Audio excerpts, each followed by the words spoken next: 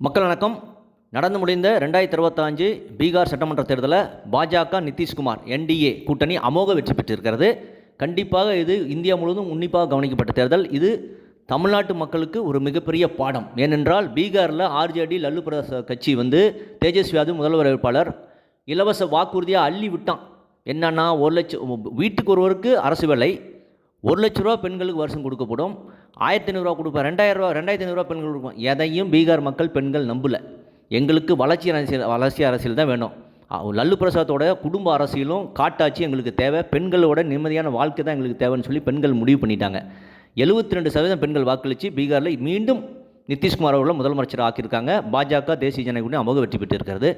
இதை பிரதமர் மோடி எந்த தேர்தலும் இல்லாதவருக்கு இந்த வெற்றியை ரொம்ப உற்சாகமாக கொண்டாடிருக்க காரணம் என்னென்னா, அவர் சொல்லியிருப்பது அடுத்த இலக்கு மேற்கு வங்கம் தான் அப்படின்னு சொல்லியிருக்காங்க. மேற்கு வங்கத்தில் 2011 பாஜக கொஞ்சம் கொஞ்சமாக வந்து 2021 தேர்தலில் 42% வந்திருக்காங்க, 75 எம்எல்ஏ இருக்காங்க.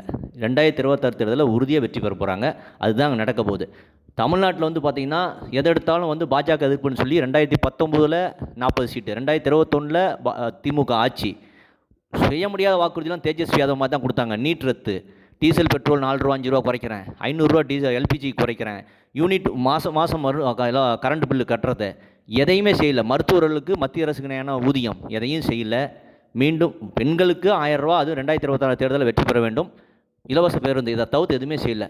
ஊழல், குடும்ப அரசியல், அராஜகம், கொள்ளை தமிழ்நாட்டில் நடந்து கொண்டு இருக்கிறது. அது கண்டிப்பாக தமிழ்நாட்டு மட்டும் உணர தொடங்கிட்டார்கள். விஜய் என்னன்னு பார்த்தா ஏதோ கொள்கை எதிரி பாஜக, அரசியல் எதிரி திமுகன்னு சொல்லி அரசியல் செய்து கொண்டு இருக்கிறார். விஜய் அவர்கள் நன்றாக புரிந்து கொள்ள வேண்டும். அரசியல் வெற்றி வேண்டுமென்றால் பாஜக கூட்டணியோடு இணைந்து தமிழ்நாட்டில் களம் காண வேண்டும். அப்போ தான் திமுகவை வெற்றி பெறுவது இலக்கு. இறுதியாக ஈஸியாக நடக்கும். இல்லை என்றால் பீகாரில் பிரசாந்த் கிஷோருக்கு நடந்த நிலைமை தான் விஜய்க்கு நடக்கும். 238 தொகுதியில் போட்டியிட்ட பிரசாந்த் கிஷோர் அவர்கள் 3% வாக்கு வாங்கி 0 சீட் வாங்கியிருக்காரு. ஒருவேளை விஜய் நின்னா தமிழ்நாட்டில் ரசிகர்கள் போட்டு விஜய் மட்டும் வெற்றி பெறலாம், ஆனால் கட்சி பூஜ்ஜியமாயிரும்.